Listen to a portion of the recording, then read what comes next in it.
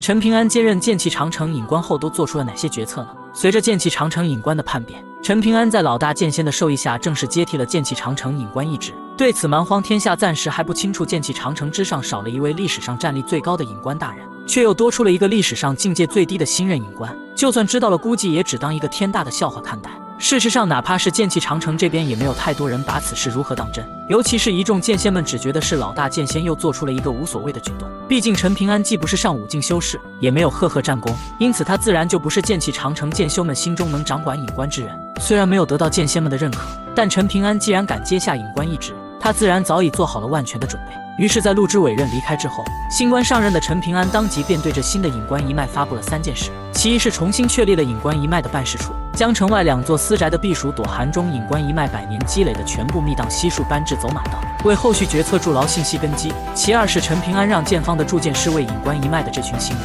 每人都定制了2柄刻有他们名字的传讯飞剑，只不过唯独属于陈平安的2柄飞剑上是铸刻了隐官2字，而不是陈平安的名字。如此一来，既强化了隐官身份的权威性，也表明了陈平安将全力承担起隐官的职责。其三则是陈平安开诚布公与众人交底心计，直言连他在内12人的共同点是境界不高但脑子好使，所以他们这些人在隐官一脉的价值便在于以智谋战，以他们的算计，让剑气长城用最少的性命去换取蛮荒妖族最多的性命。毕竟如今隐官一脉可是手握调动数万剑修的权利，陈平安还毫不避讳地坦陈众人的处境。如今他们的一举一动皆牵扯数万剑修的性命，所以让他们做好心理准备，因为他们需要对每一个战死之人负责。他们其中有任何人提出的建议出现差池，都是害人害己。因此他们不仅要殚精竭虑谏言，还要承受前线剑修的怨怼，甚至可能因决策失误被千夫所指。但即便如此，他们也不可心生不满。若是有人因此而怀恨在心，故意使坏，陈平安直言被他察觉，不听任何辩解，当即斩杀。所以说完后，陈平安给了其余11人一个退出的机会，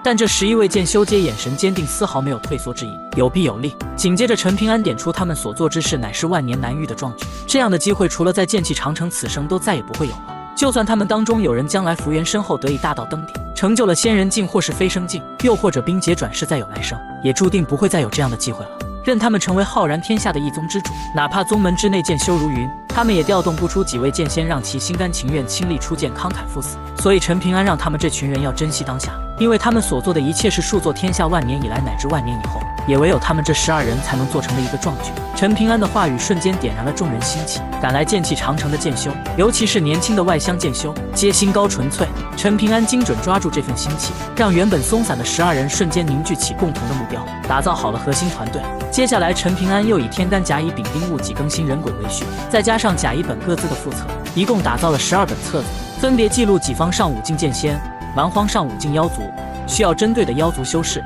剑气长城的家底等等。天干12册正好对应如今隐官一脉的12人。陈平安分工明确，实现了人人有专攻，让他们更精准掌握己方核心战略，摸清敌方核心威胁，锁定重点，斩杀目标，为调度搭配提供依据等等。不但如此，在分配给城头剑仙传讯任务时，陈平安还兼顾权责与人情。他特意为每个人安排的传讯对象都是素不相识，却极有可能在未来对他们的大道之路有所注意的剑仙。借着这份攻势，为众人悄悄积攒跨州的香火情，为他们未来的大道之路铺路。这般细致的用心，让众位剑修对其多了几分由衷的感激，也让隐官一脉的凝聚力愈发牢固。在陈平安的调度安排下，隐官一脉的众人很快就进入状态，着手为战场出谋划策。他们紧密关注着战局变化，只为针对妖族的攻势制定出最优的应对之策。随之一把传讯飞剑接连不断的破空而出，朝着城头疾飞而去。可陈平安他们的境界终究还是太低，不能服众。城头果然就有大剑仙不听从号令，大剑仙岳清便是如此。岳清出剑任性，扰乱剑阵，致使中武境的剑修本命飞剑折损。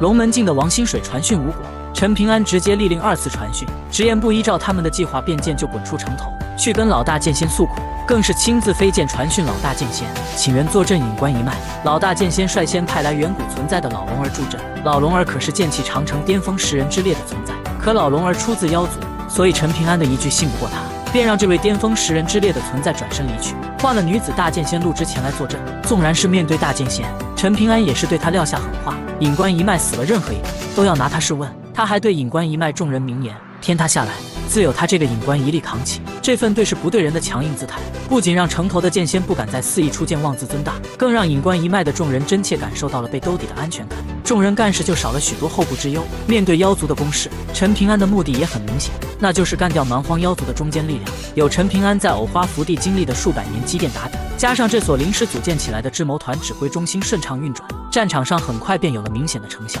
陈平安只让众人在战场搜寻蛮荒地仙妖族踪迹，一旦找到就立刻用传讯飞剑把位置传给城头正在轮值的剑仙，让城头的剑仙在维持剑阵不耽误大局的间隙，随手出剑就能斩杀妖族捞取战功。这种打法看起来像是剑仙在捡便宜，实际上却是陈平安精准的战术拉扯，既稳稳消灭了蛮荒的中坚力量，又让剑仙在轻松斩妖中慢慢提振了士气。这样一来，隐关一脉的价值也很快变成了实打实的战场成果。对此，组织此次进攻的蛮荒巅峰大妖杨芷与黄鸾很快便感受到了这份谋划的可怕。杨芷的番薯大军屡屡被剑光绕道突袭，不少地仙妖族接连被杀，损失惨重。最为重要的是，城头剑仙们的出剑精准狠辣，宛若有人通风报信，让他怒不可遏。黄鸾更是忍不住开骂：照这般打下去，每一轮攻势不仅没有达到预期的效果，妖族的损失反倒比预估的还要惨重。这般下去，最后即便打下了剑气长城，蛮荒能用来进攻浩然的实力也必定会大打折扣。就在两位大妖为此苦恼之时，陈平安再次与陆之现身城头，公然挑衅起了黄鸾与杨芷。他又要以身作饵，布下新一轮的钓鱼局。要知道，上一次陈平安在城头作饵，可是实打实重伤了一位玉仆境妖族剑仙。如今面对陈平安这个明晃晃大饵，暴怒的黄鸾与杨芷又是否会上钩呢？陈平安以阴神性命为饵，对王座大妖设下必杀之局。在陈平安接任剑气长城隐关之后，虽携隐关一脉雷厉风行调阵御敌，斩杀了很多蛮荒中流砥柱的地仙妖修，为剑气长城提升了不小的士气。但上任隐关携两位剑仙的叛逃如一根毒刺，深植重剑修心底，凉了许多剑气长城剑修的人心与剑心。所以这点局部胜利根本不足以修复他们受损的心气与信任，更难以驱散剑气长城剑修们对隐关一脉的猜忌与隔阂。为了破此困局，凝聚全城剑心，让剑气长城真正重燃斗志，陈平安毅然决意以身为饵，尽可能吸引一头王座大妖将其诛杀，振奋士气。如今正在指挥攻城的两位王座大妖便是黄鸾与杨芷，其中杨芷正是陈平安的首要目标。毕竟组织上一次攻城之战的杨芷势力不小，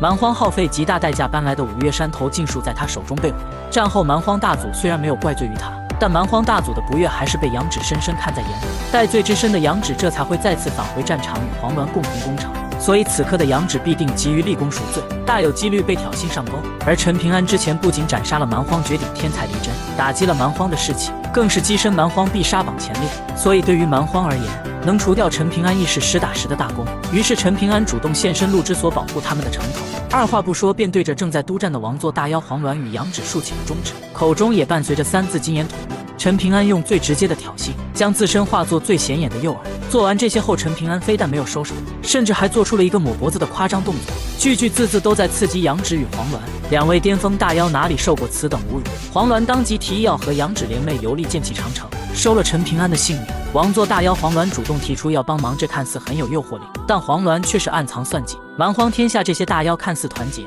实则勾心斗角。他当然不会真心出手相助。若杨芷听了他的话冲动入局，即便能斩杀陈平安，也定会损耗大量兵力，而他只需坐收渔利，既不用付出自身代价，还能借剑气长城之手削弱杨芷的实力。日后攻入浩然天下，他便有机会获利更多。然而杨芷虽然心有怒意，但他却始终保持着清醒，拒绝了黄鸾的提议。杨芷发现这场大战早已不同往日，现在剑气长城所有剑仙的出剑都已经开始放弃快意二字，不再追求个体的杀伤力，不再是天地无拘的那种酣畅淋漓，反倒是剑阵越发的严密有序。若是以前凭借他们的修为冲上城头，基本全身而退是没问题的，但现在贸然出手定会得不偿失。加上此次大战前蛮荒大祖还特意定下过规矩，让他们14王座大妖不可轻力出手，本命神通都需要留到浩然天下，所以杨芷也只得忍着暂时退离战场。眼见杨芷不愿出手，黄鸾当即召出了2座古老宫殿，分别砸向了陈平安所在城头和老大剑仙的茅屋。陈平安这边的危险被陆之直接一剑化解，至于茅屋那边则是魏晋出手斩灭。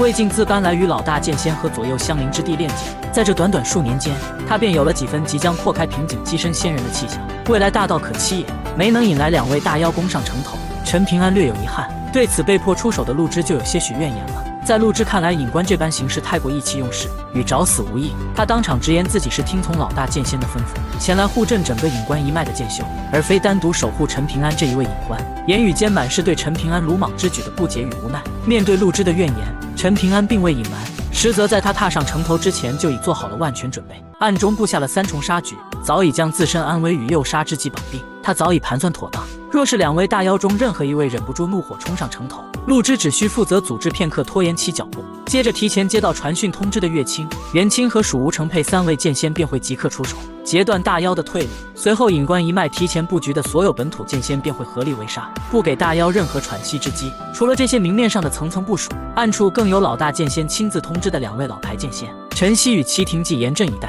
，2人皆是在城墙上刻过字的顶尖战力，便可确保必杀之势。即便有这般多重保障，陈平安依旧做好了最坏的打算，那就是必须要舍弃掉他这具阴神身外身，因为他深知唯有以性命为真饵，真正让王座大妖看到得逞的希望，才能彻底打消其疑虑，诱其深陷杀局。毕竟以2位王座大妖的实力，稍有察觉不对，便会果断撤退，届时再想将其留下，便是难如登天。这份舍小我的决绝，既藏着陈平安的谋算，更藏着他作为隐官的担当。不过这些隐秘打算，陈平安自然没有对陆之全部道出。对于这位临危受命的隐官大人，陆之觉得足够尽心尽责，做得比他想象中还要更好。但如果只说个人喜好，陆之对陈平安印象一般，原因很简单，陈平安终究不是剑仙，甚至都不是剑修，有老大剑仙出手遮蔽天机，哪怕是大剑仙陆之也没能发现在他身前的陈平安只是阴神远游。陈平安早已悄然成为剑修的秘密就隐藏得更深了。在陈平安返回隐关一脉后，他坦然告知了众人诱杀之计未果，随即转入正题。他清楚剑气长城这边虽有新增的隐关一脉助力，凝聚起了些许力量，但蛮荒亦有60余座军帐役在日夜出谋划策，且算计至今丝毫不输他们。他们每一计的顺利施展必定不会太长远，所以他们隐关一脉丝毫不敢懈怠。陈平安带领众人复盘，未雨绸缪，探讨破局之法。众人各抒己见，齐心协力，无人推诿退缩。而就在众人商议好相应的对策之后，另一个陈平安突然从一艘浮舟落下，出现在众人身前，然后2个陈平安合二为一。这一幕不光是隐关一脉的年轻剑修，就连玉璞境的米玉都有些措手不及。他们这才明白，与他们朝夕相处的隐关大人，竟然只是陈平安的阴神出窍远游，也明白这肯定就是老大剑仙亲手施展的手笔了。众人也就没有在此事上深究，倒是远处的陆之明白后看到的更多。于是陆之就以心声询问陈平安，先前诱使羊脂黄鸾出手，是不是一开始就打算让他们得逞？陈平安也就没有隐瞒，道出了他要以阴神换取围杀之局的稳妥。对此陆之有些不解，阴神关乎一个人的大道前途，一旦阴神崩溃，就是大道根本受损的下场。他陈平安身为隐官，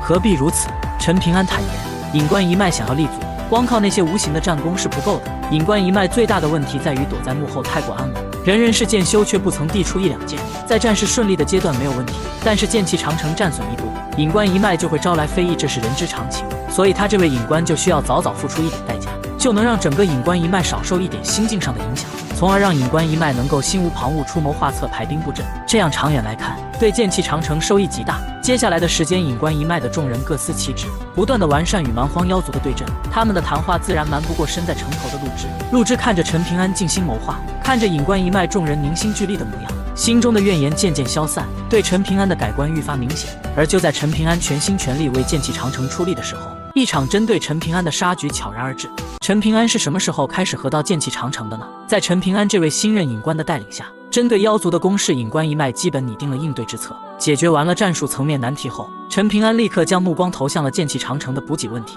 毕竟与妖族的这场战争绝非一朝一夕就能结束，双方大战损耗巨大。这场战争的胜负既在于前线剑修的浴血拼杀，更在于后方补给的源源不断。而补给正是撑起剑气长城万千剑修的命脉所在。剑气长城孤悬2界之间，自身除了大战缴获，基本无任何物资产出，因此维持与妖族战斗的所需补给，皆需从浩然天下通过跨洲渡船转运补充。而剑气长城的燕家与奈兰家族便是城中的2大财神爷，2家基本掌控着对外商贸的核心，其态度也直接决定了补给线的稳固。为此，陈平安便特意带着米玉先后拜访了燕明与奈兰稍伟。陈平安与燕家交情不浅，因此与燕明的商议虽在细节上多有磕绊，总体却顺利谈妥。可到了奈兰家，奈兰家主奈兰稍伟直接将此事甩给了后辈奈兰采焕。虽是有些吃了闭门羹，但是陈平安并未气馁，陈平安反而巧借得到奈兰家主肯定的由头，与奈兰采焕谈妥了核心细节。只是此事牵扯剑气长城各方利益制衡，牵连甚广，绝非一时半刻能够敲定。陈平安也只能留待后续慢慢打磨完善。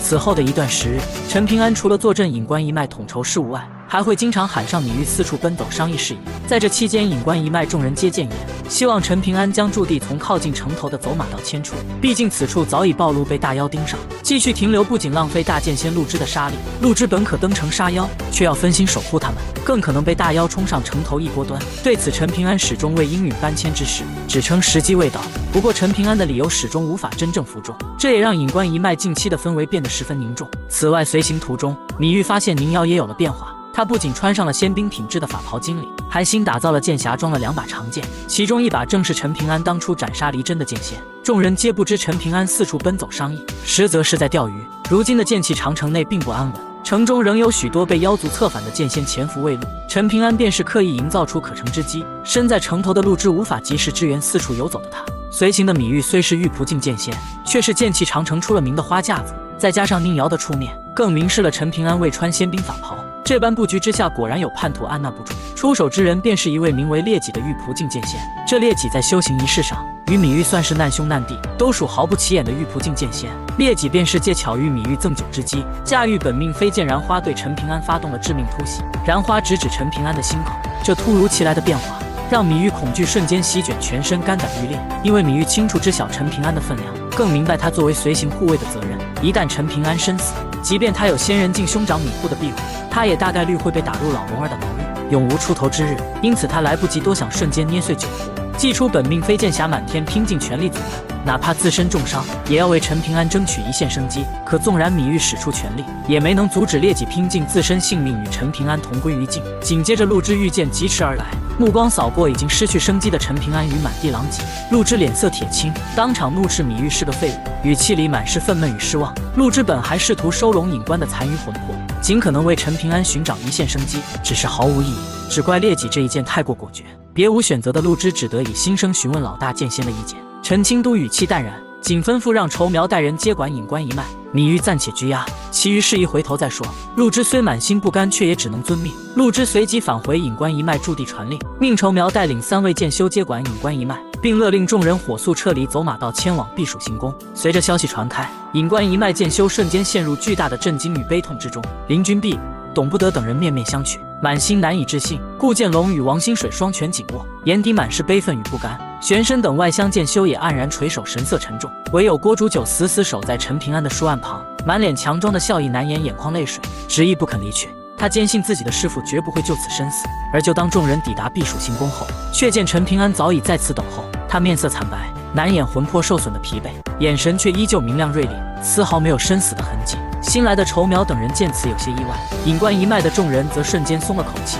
压在心头的悲痛与不安烟消云散。至于被拘押一路随行而来的芈玉，更是差点热泪盈眶，庆幸自己没有真的酿成大错。随即陈平安第一时间向芈玉坦陈全盘布局，坦言自己受伤是真，此次是以替身符搭配傀儡术伪装身死，虽付出了些许代价，但能成功挖出烈己这颗潜伏的内奸也不亏。芈玉听闻后百感交集，既松了口气，也彻底放下了往日的玩世不恭，真正从心底认可了这位年轻尹官的谋略与担当。随后为了防止他没有身死的消息走漏，陈平安当即立下铁规，除尹官一脉传信飞剑外，任何人不得擅自离开行宫私下接见外人，违者以叛逆罪斩立决。这样一来，陈平安便可以继续钓鱼了。如若是有人胆敢在这段时间窥视着避暑行宫，那么肯定是打探消息的内奸无疑了。所以陈平安安抚好赶来的郭竹九，并赠其精怪小竹香后，便暗中联络了陈清都，恳请陈清都斩杀窥探者，并将功劳归于芈玉，以此安抚芈玉受惊的小心灵，进一步稳固尹官一脉的凝聚力。陈清都虽未明言应允，却已默认了陈平安的安排，